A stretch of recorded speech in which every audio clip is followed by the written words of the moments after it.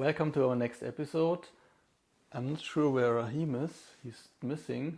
I asked him for help here because I want to... Hey, Achim. Hi, hey, there you Sorry are. for the delay. I finally got my hand on the best drill in the world.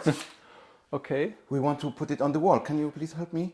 Yes, but for the image you just need a hammer and a nail. But this is really strong. Yeah, but it doesn't solve the problem. Really?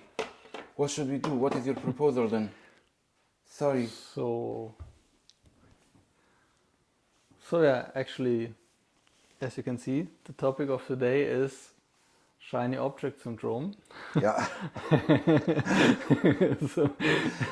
Or put it another way, first look at your problem, analyze it, and then pick the right tool, and never the other way around, even if it's the best tool.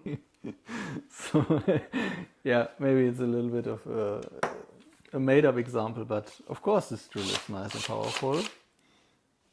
But it doesn't serve the purpose if you just want to get one nail into your wall to put this picture on the wall. Why we always trap in this shiny object syndrome thing? What is the reason behind it? Could you elaborate a little more? It's difficult to know the reason. Of course, it's psychological reasons. Maybe we should invite a psychologist who can give us a more deeper insight why it's happening.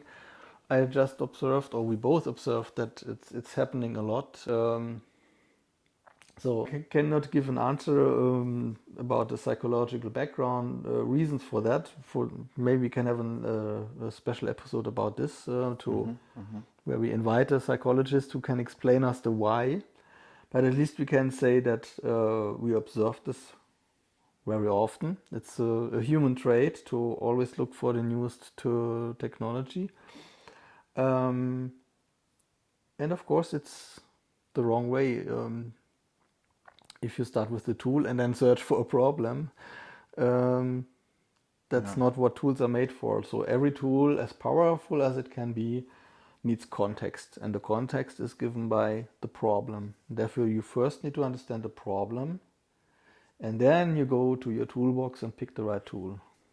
Otherwise, you basically get lost, and you invest energy and time and money somewhere that you don't have to.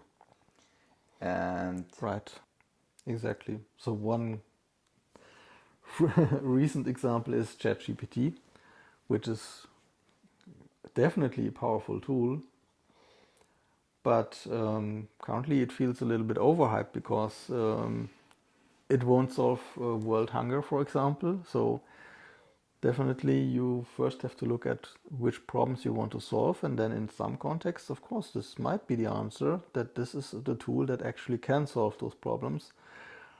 But it doesn't make sense to now search for problems that you can solve with. yeah. So technology is very useful, at the same time could be really misleading. So what you can also say about shiny objects or shiny object syndrome is the risk that not only the risk that you're using the wrong tool, but also that it's much less efficient because it's the wrong tool. So just having these coming back to this comparison here, the solution for this problem can be as simple as this tiny nail and a small hammer, and solving this problem in a couple of minutes. While if you now search for a way to bring your painting on the wall with the drill because you desperately want to use that drill, yes, you can still use this powerful tool and attach it, but it's complete overkill because you need a screw, you need to put something into the wall so that the screw is being held by the wall, and this is made to put in a lot of screws. So even a manual screwdriver might be an advantage in this case. If you say, okay, this nail is not good enough, you need actually a screw. And this is what I was trying to point out. You first understand your problem. So, for example, how much does this picture weight and how strong is my wall? Is this nail the right fit for that? If so, then I just need this hammer. Maybe if it's too heavy, I might need a screw, but if it's only one screw, then still a manual screwdriver Yeah. might be better than having to charge the battery of this. And it's probably a really old problem that whenever a new technology comes out, people think about how they can apply it. And that's up to this point, it's valid to understand the space of solutions that can be, or the solution space of problems that can be solved with this new tool. But exactly that's already the first step to understand. Okay, this is the solution space, so the context in which this tool can be applied. But that's only to understand the tool better. It's not to solve the problem. And it doesn't mean that now that I have this new tool, I should desperately search for a problem just to use it because it's so shiny. That's why it's called shiny object syndrome.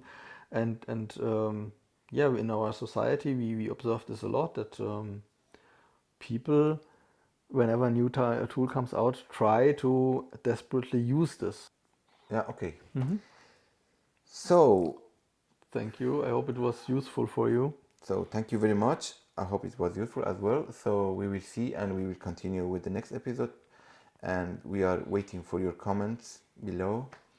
And please don't forget to subscribe and hit the bell.